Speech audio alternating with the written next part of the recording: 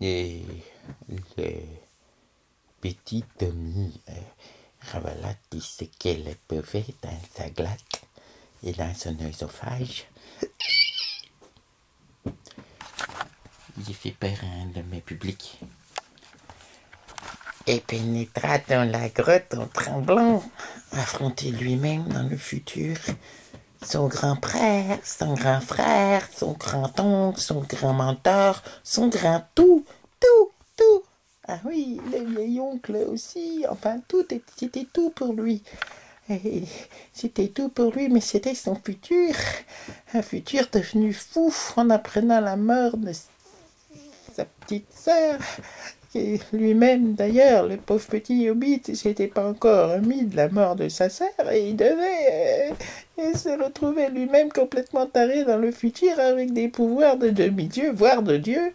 En espérant que son cerveau coulerait pas, il s'enfonça d'une dizaine de mètres. Il y avait des jolis champignons assez fluorescents qui étaient en partie grignotés par le vieux Jérémie.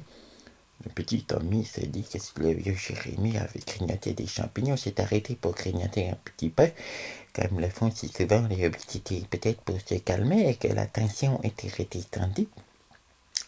Il vit un petit boyau très étroit au fond de la caverne, extrêmement étroit, mais par lequel un hobbit, même avec un gros bit, comme l'avait dit Jérémie, pouvait passer. Les hobbits ont des moyens de faire rentrer leur ventre quand ils veulent s'introduire dans des endroits où ils peuvent voler des choses. Donc le petit Tommy rentra dans le passage à la suite de son oncle, son grand-père, ou de lui-même. C'était compliqué, il était habitué à vraiment tout se passer des choses. Oh mon Dieu, il avait du mal, il ne savait plus comment expliquer toutes ces choses-là, et puis il tomba dans une caverne, une jolie caverne, une très belle caverne, bien, oui, très jolie, dans laquelle il y avait un lac, un beau lac, un lac magnifique. Il crut apercevoir au loin un dauphin. Ça va, Russe, t'aimes bien mon histoire? Et se rappela soudain ce que lui avaient raconté les deux vieils hommes, enfin si on pouvait parler de vieil homme pour l'elfe, au sujet des aventures des aventuriers, ça ressemblait au lac qu'il y avait dans la mine et dans lequel certains d'entre eux, les aventuriers, avaient plongé pour rejoindre les domaines des dieux. Juste à peine au loin, l'onde s'est troublée lorsqu'il vit émerger une tentacule, puis deux, puis trois, puis de nombreux tentacules. Le petit Tommy recula derrière un rocher et vit sortir une créature dont la tête était plus ou moins poulpique, un caleçon orange. Le petit Tommy sentant son cœur battre à la chamade, 90, c'est beaucoup pour un habitant 90, se demanda vous êtes Plouf? Oui, je suis Ploufi Plouf d'un débit qui ne ressemblait pas à celui qu'il y avait dans les histoires qui étaient racontées par l'elfe et puis le vieux hobbit. Oui, je cherche mon grand-père pour récupérer la pierre du destin qu'il a cachée dans son fondement, monsieur Plouf, s'il vous plaît. Plouf se gratta les tentacules. Oui, d'accord.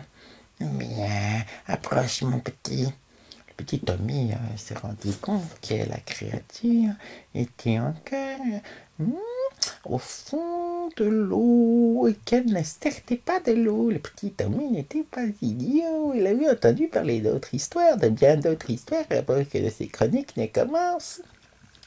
Et se méfia quelque peu. Qu'est-ce qui me prouve que vous êtes bien Plouf, monsieur Plouf? J'ai bien l'apparence de Plouf, non? Pourquoi je te tromperais, mon petit? Approche, je ne t'entends pas bien. Mais si vous êtes la watar d'Indien, vous devriez m'entendre. J'ai des algues dans les conduits auditifs. C'est un des inconvénients dans cette grotte. Il y a des mousses qui ont poussé, alors je t'entends pas bien.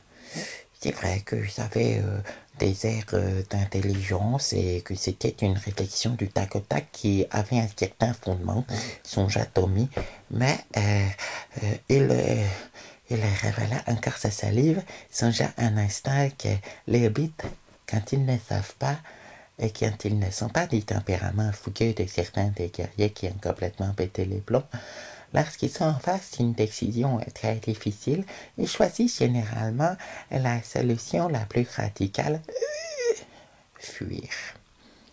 Le petit hobbit se retourna et commença à courir à tour de berzingue pour rejoindre le boyau, craignant que l'entité qui était là ne fût une sorte de piège magique lancé sur lui pour essayer de le dévorer, une créature qui aurait vécu ici, une sorte de gardien sacré, qui se serait amusé à le dévorer lui. Oui, tout à fait. Et peut-être alors à dévorer son vieux grand-père enfin lui-même. Songea-t-il lorsqu'il arriva au boyau. Ah! Il se retourna et se cacha pour observer la créature. Il vit que la créature, peu à peu, changeait d'apparence. Des très jolis tentacules qu'elle avait sur le visage et de la magnifique couleur orangée de son caleçon. Et tout fut brouillé, tout se mélangea pour laisser apparaître une quenotte.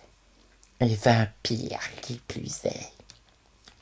Une quenotte dont la rage était terrible, une quenotte qui avait scellé le destin de tout un conseil de nécromants en apportant à ce dit conseil les fruits et la graine de leur destruction. La quenotte jura en infernal une langue maîtrisée. Elle ne savait comment le petit Tommy, maudissant et pestant son manque d'initiative qui l'avait empêché de capturer la chose hobbitesque avec un œil d'araignée qui avait plongé dans le lac pour rejoindre le passage dans lequel ne pouvait pas emprunter. Ah. Le petit Tommy se glissa en arrière dans les boyaux et rejoignit Cheminaire des Étoiles pour lui expliquer l'histoire qu'il avait entendue.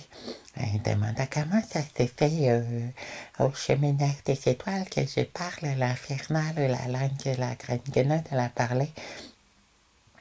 Le Cheminaire des Étoiles lui expliqua que le petit hobbit, que lui avait été choisi par les dieux, et que c'était pas pour rien qu'il avait vécu toutes ces aventures et que tous bénéficient d'un don. Bon, lui, c'était le don des langues. Il y en avait qui savaient voler, d'autres qui étaient super beaux, comme le guerrier des aventures, le barde qui avait la chance de se sortir généralement de toutes les situations, même de la mort. Et c'est quoi ton pouvoir, chemineur des étoiles?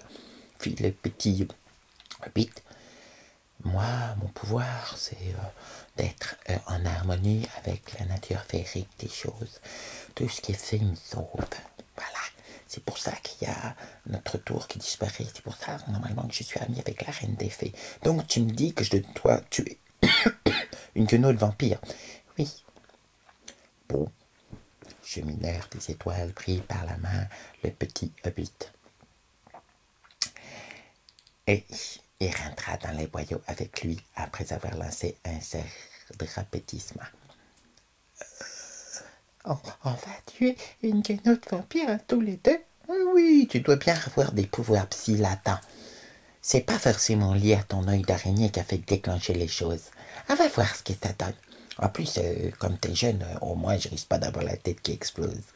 Et puis, ce serait amusant que t'aies tes pouvoirs avant. Peut-être que le cours des destins pourrait changer, tu crois pas? Oui, super. Puis les petits amis. Ils arrivèrent devant l'étendue d'eau et il y eut un grand plouf. La quenotte émergea, accompagnée par une armée de morts vivants, phoques et dauphins. Ah! Fit le petit Tommy. La suite la prochaine fois. Un peu plus tôt dans le temps, le groupe d'aventuriers rejoignit la cité des Dévors.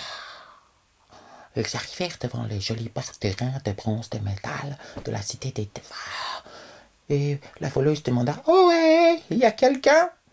Un être bleu aux ailes magnifiques se pencha au-dessus de la porte et leur fit « Oui, je vous en prie, entrez. » Peut-être que la prochaine fois, ce sera les aventures des aventuriers. Remarquez un petit peu de suspense sur le titre, mais ça ferait pas de mal, non?